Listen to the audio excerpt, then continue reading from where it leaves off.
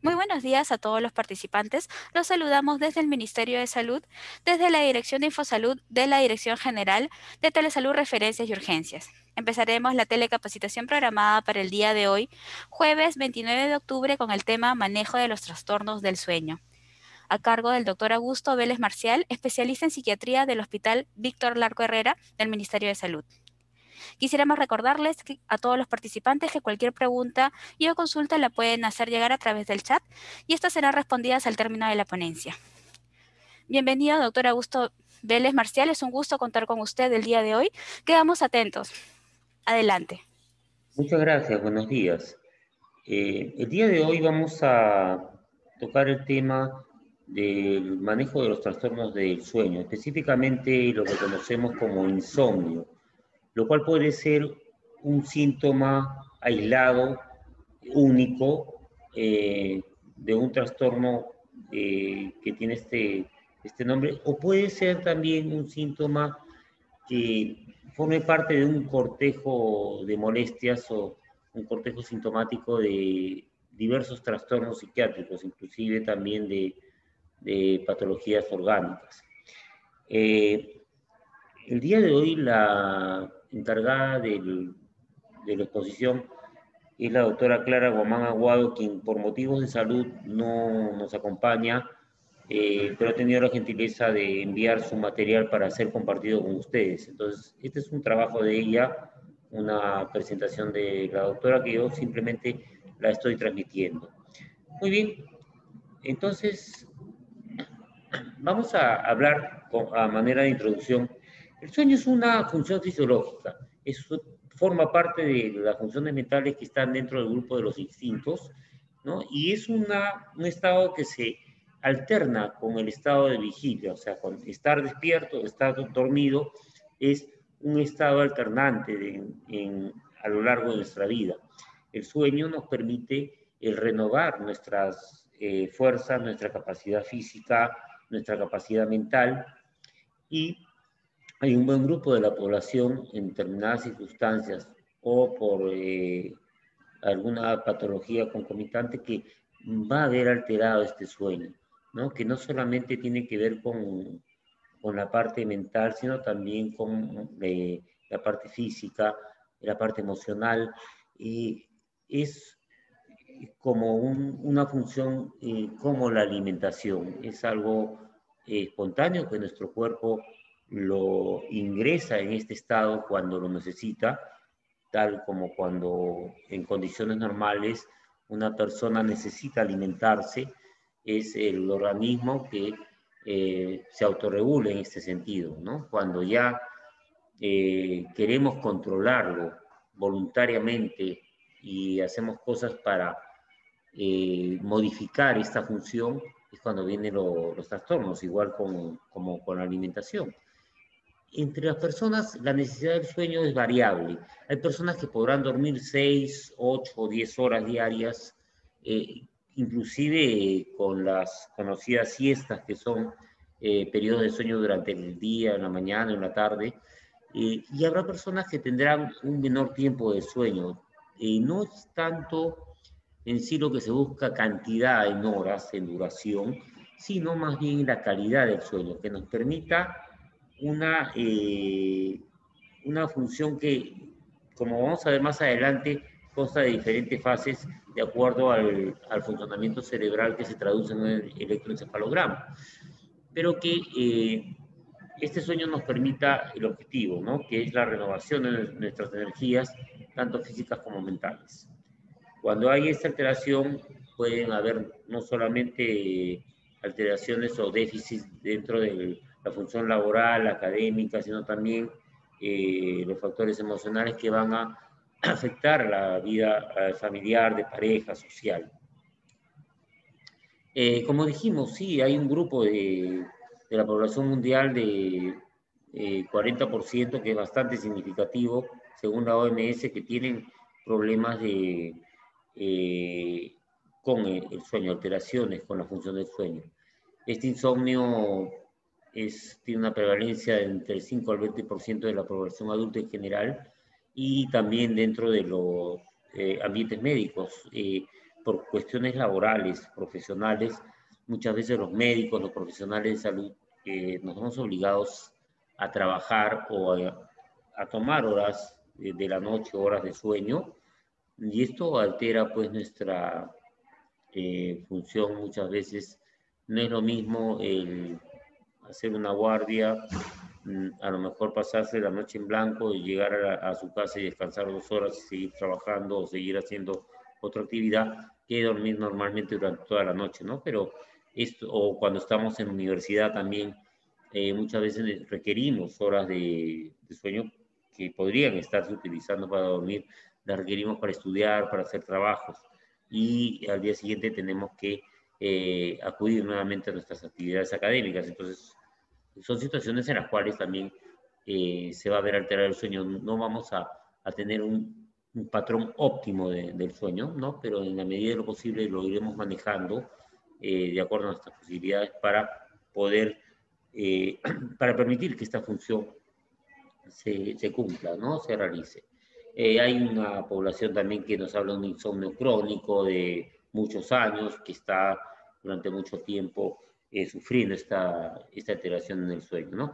Y patologías como la depresión, la ansiedad, el estrés postraumático, que es pues un evento que, digamos, causa una grave disfunción en la persona a nivel físico, a nivel moral, a nivel emocional.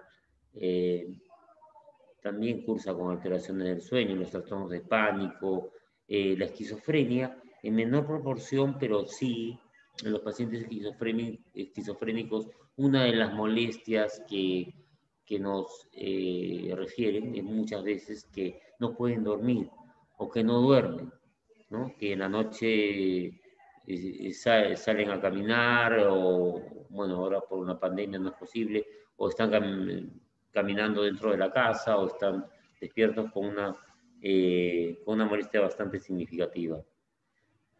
El sueño normal consta de varias fases. Explicándolo, los que hemos estudiado fisiología, médicos, profesionales de salud, sabemos que esto se inicia con un estado de relajación, con una somnolencia.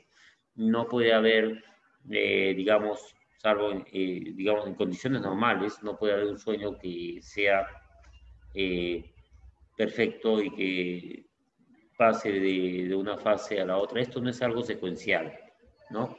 La primera etapa sí es la somnolencia. Todas las personas cuando hemos experimentado el deseo, las ganas de dormir, tenemos esa sensación que nos dice de cansancio, esa sensación de buscar un lugar adecuado, de repente con las condiciones de iluminación, de sonido, de silencio, un lugar cómodo en el cual podamos adoptar una posición cómoda también para poder conciliar el sueño, comenzar ese proceso que pasaría de la somnolencia en la cual hay una sensación eh, de querer dormir, ¿no?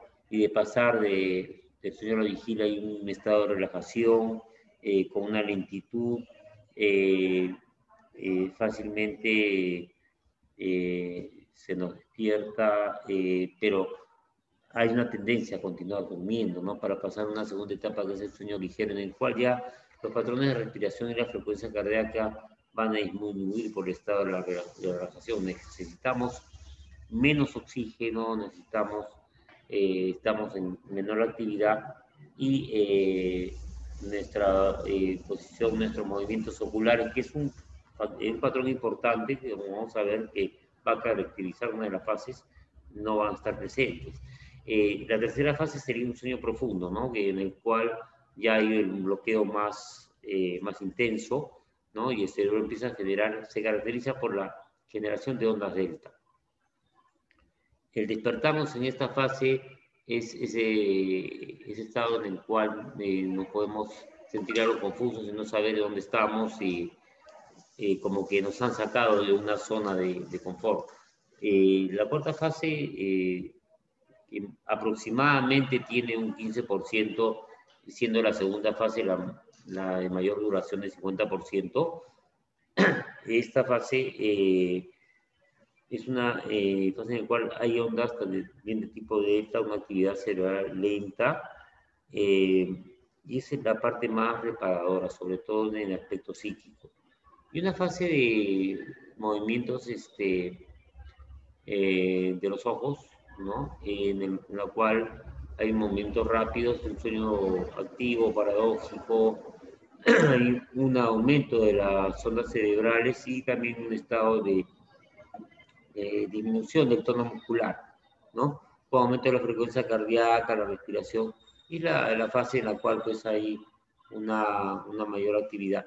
Estas fases no son consecutivas, puede tener un porcentaje aproximado de duración como lo mostramos en el gráfico, la fase 5 de 25%, la 4 de 15%, la fase 3 de 5%, siendo la fase 2 del 50% y la fase 1 del 5%.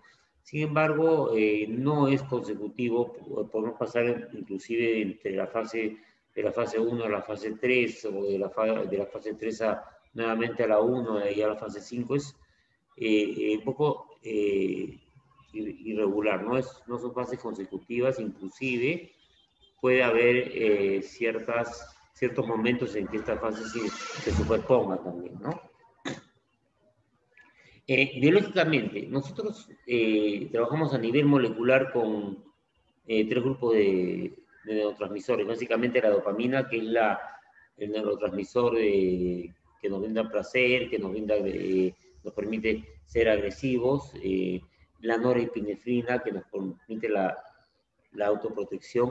La serotonina, que es el neurotransmisor que está relacionado con las funciones del sueño, entre otros. La acetilcolina, que tiene que ver con los movimientos musculares voluntarios, y la histamina, orexina, hipocritina, que son ya componentes que están relacionados con la serotonina, con los receptores H1.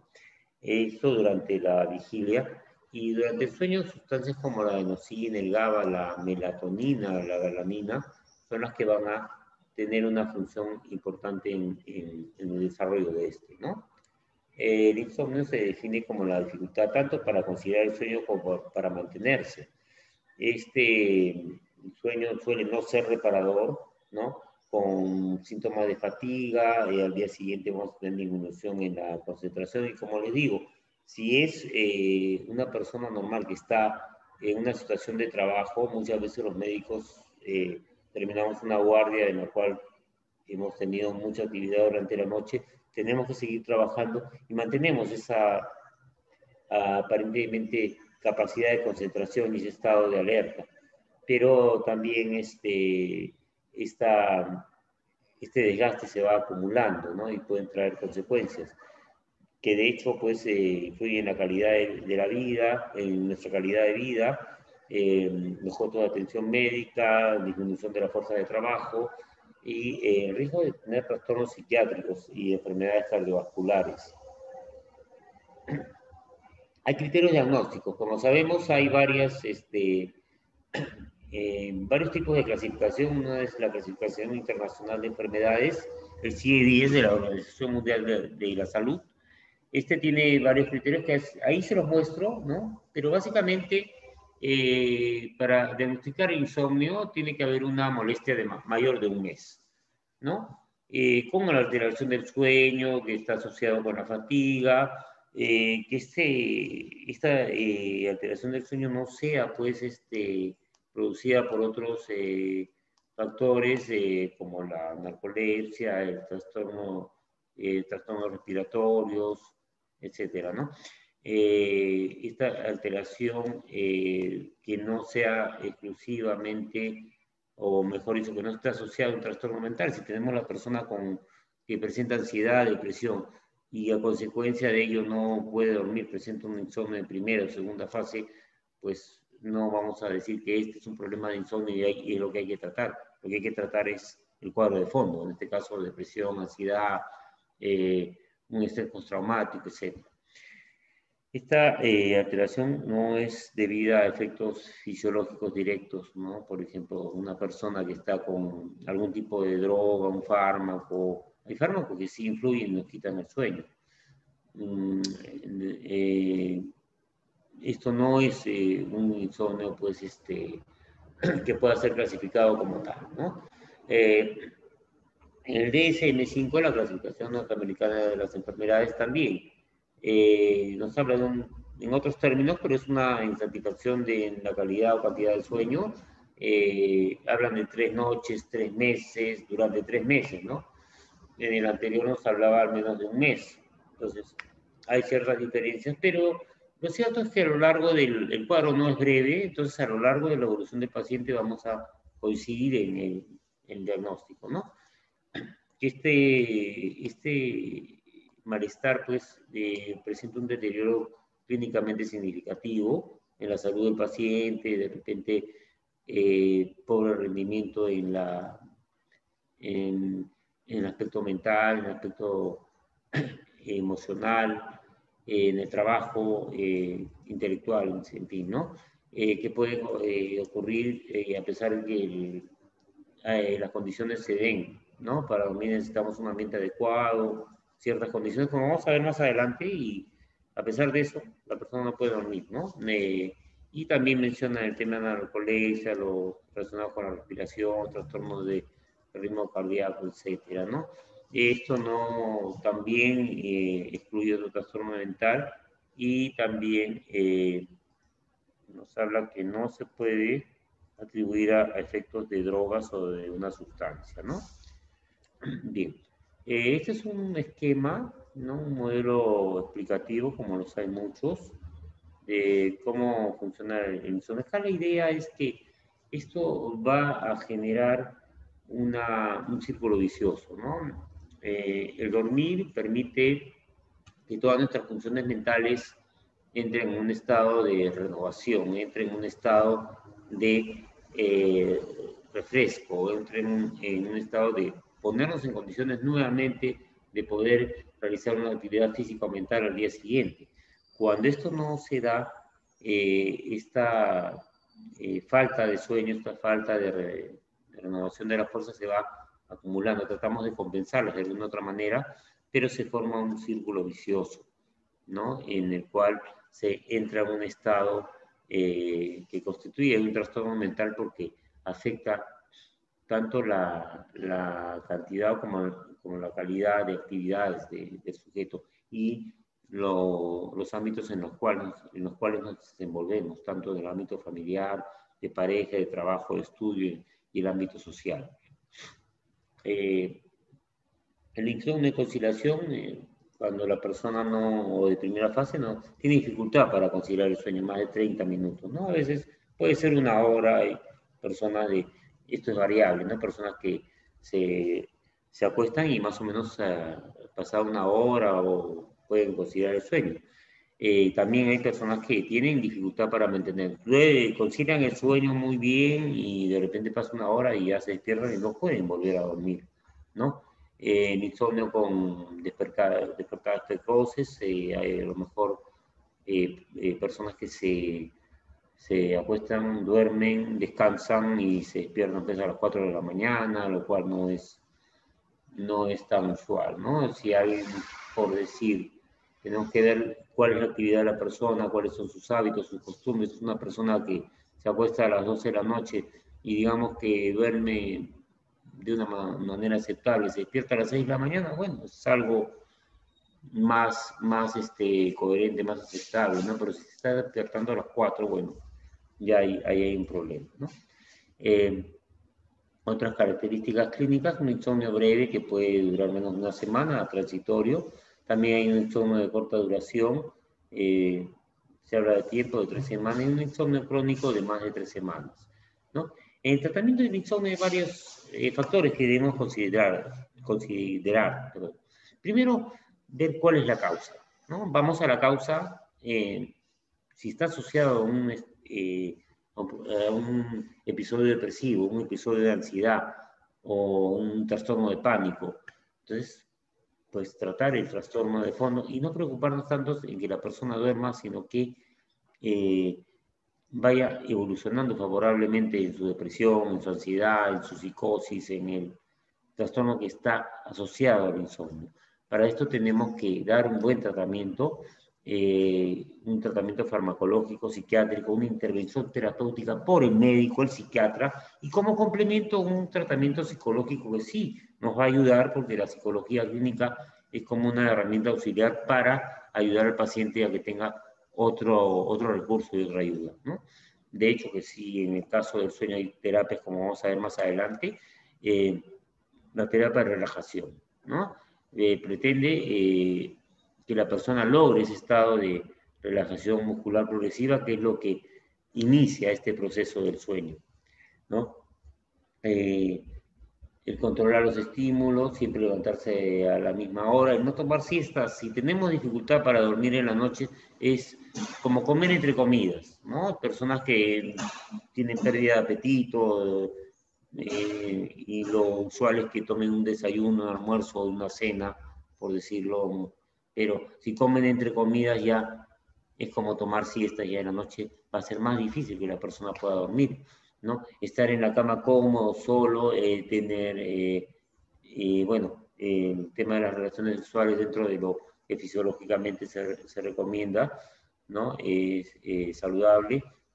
Las estrategias para relajarse también. Muchas personas me hablan de meditación, de... Sí, basta con pensar en situaciones agradables, basta con pensar en situaciones placenteras, que no nos activen tampoco los pensamientos del cerebro, pero basta con pensar en ello para entrar a una etapa de relajación, no en cosas desagradables ni estresantes. No, estoy preocupado, no puedo dormir, mañana tengo que hacer una clase, entonces eso me va a activar más. Hay terapias también en las cuales se habla de la, eh, la restricción del sueño. En ella se hace un registro del sueño vigilia. Esto nos puede ayudar a controlar y aumentar la capacidad para conciliar el sueño, ¿no? Y mejorar nuestra eficiencia y el tiempo total de sueño. La terapia conductual breve, como vimos rápidamente, enseña a los pacientes cómo se promueve el sueño con prácticas saludables, ¿no?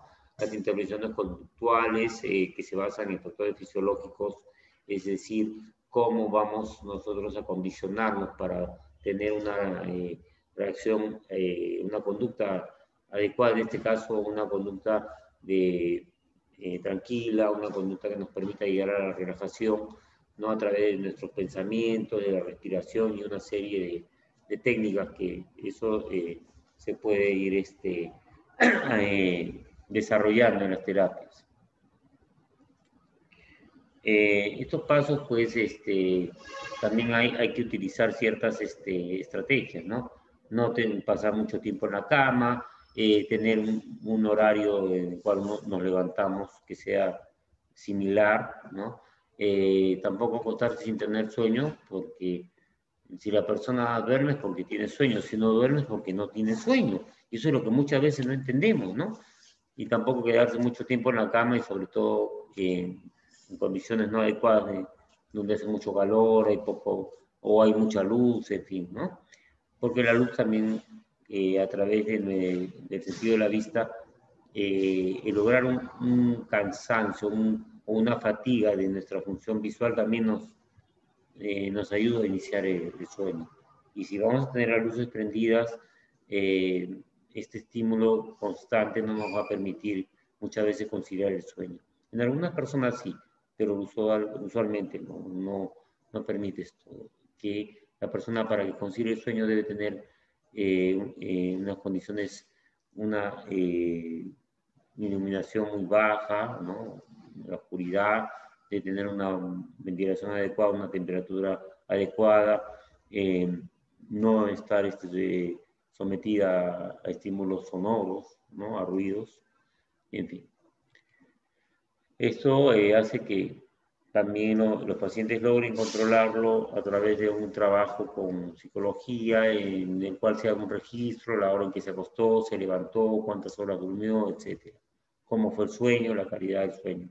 Los factores fisiológicos se pueden reforzar, como les digo, con ciertas estrategias como hacer un horario, hacer que el paciente sea más disciplinado en sus horas de sueño, sus horas de acostarse, de levantarse, etc.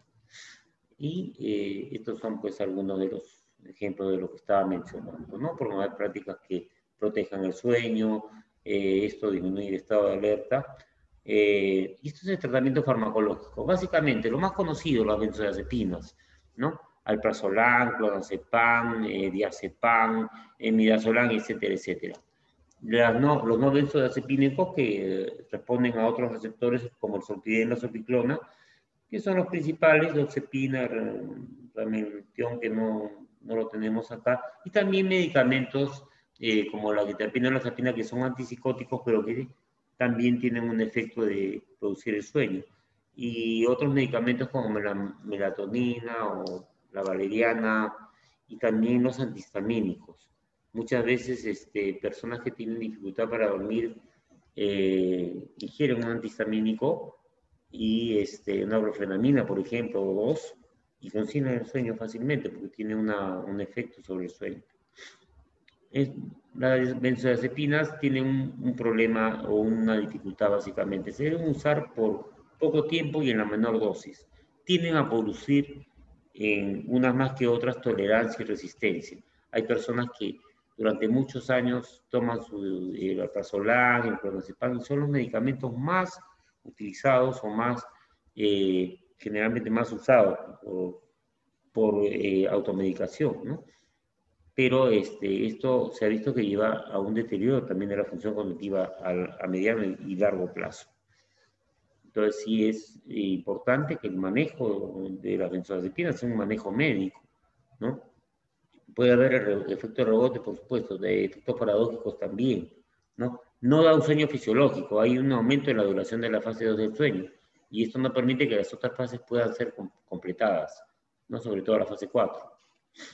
Ahora, la potencia, sí hay benzodiazepinas como el midazolam, que es más conocido, el flunitrazepam, que ya no está en el mercado, que son medicamentos que más orientados al control de la ansiedad, a la relajación muscular, al efecto anticonvulsivante, están más orientados a la producción del sueño, ¿no? Midazolam, alprazolam, trazolam. La liposolubilidad de estos también entra al cerebro más rápido, ¿no? Pero también hay algunos que tienen una vida de eliminación más larga, como el diazepam, el cordiazepóxido, el alprazolam.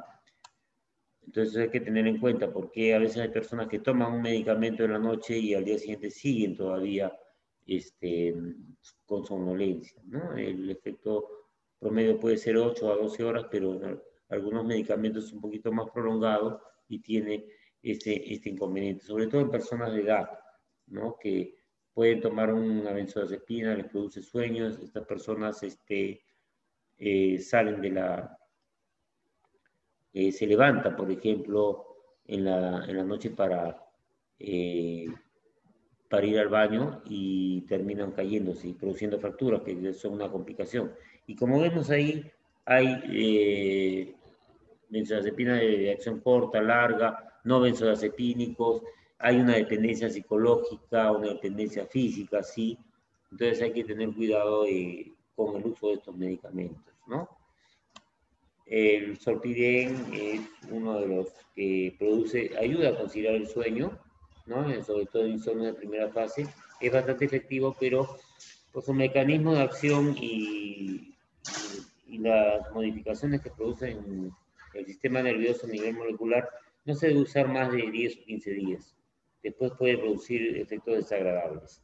La zopiclona es ya es una molécula más, digamos, procesada, ¿no? De la zopiclona, evita de repente un metabolismo hepático, pero también tiene un efecto sobre la fase 1 del sueño, o sea, el insomnio de primera fase.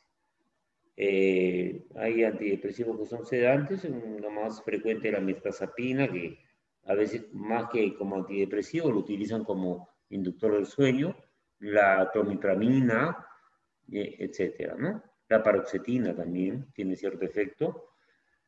Y los antipsicóticos como la quetiapina y la olanzapina en pacientes con trastornos de personalidad, depresiones moderadas o trastornos psicóticos que en los cuales estos medicamentos se utilizan, hay un efecto sedante, ¿no?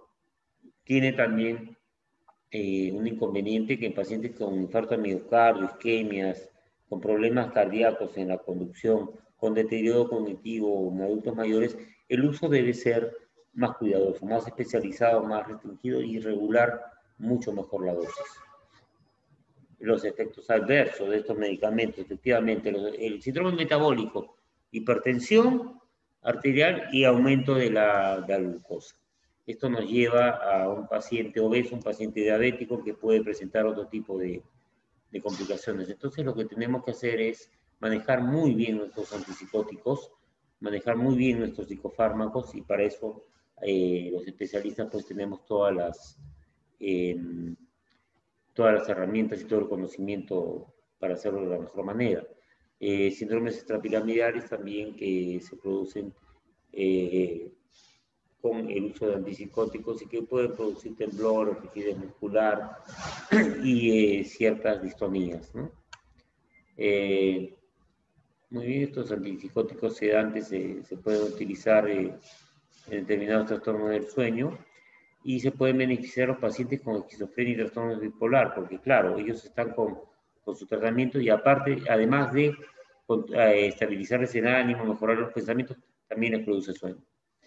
Y esto es el ritmo circadiano de la melatonina, un esquema donde se, se hace mención al tracto retino hipotalámico, la glándula pineal y el efecto de inhibición del nervio óptico, ¿no? Efectos de la melatonina, ¿no? Son fármacos de venta libre y bueno, se recomienda pues las condiciones adecuadas, ¿no? Como dije, la iluminación adecuada, evitar las siestas, el promover ejercicios durante la noche, en fin, ir al baño antes de acostarse y una rutina relajante antes de acostarse que permita una facilidad para conciliar el sueño, también el mantener la temperatura ambiental, los ruidos, etcétera.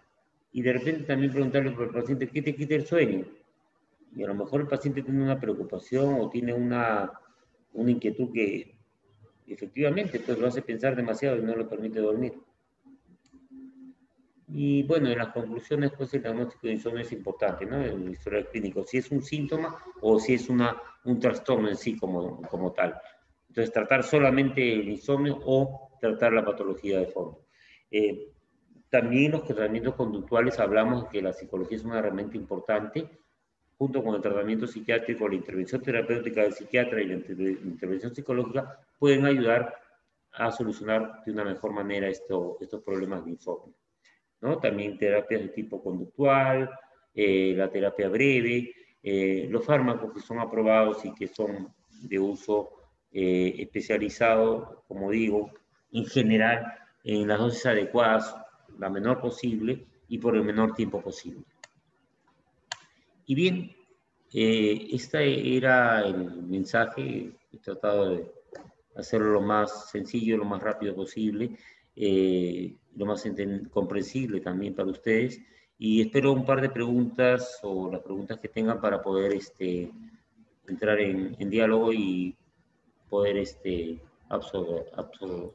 resolverlas, mejor dicho, ¿no? Muchísimas gracias, doctora Augusto Vélez Marcial, por este excelente tema, esta excelente presentación. Tenemos algunas preguntas de los participantes. Nos pregunta, eh, ¿cuáles son los criterios para derivar a atención especializada? Realmente cuando el cuadro no puede, en general, no solamente el insomnio, ¿no? Cuando el cuadro no puede ser manejado por el médico general que soluciona la mayor parte de problemas, en caso del insomnio, por más que haya agotado todo su arsenal terapéutico, todos sus recursos psicológicos, todos los procedimientos para ayudar al paciente a que duerma, ahí necesitamos ya derivarlo al especialista. En este caso, es un tema que lo vemos los psiquiatras, también los neurólogos, ¿no? No es por... Pero hay patologías que son comunes en neurología y psiquiatría. Hay patologías que son más del psiquiatra y hay patologías que son más del neurólogo, ¿no? Pero el tema del insomnio creo que es algo que más relacionado está con trastornos psiquiátricos que también nosotros los manejamos, ¿sí? Mayormente.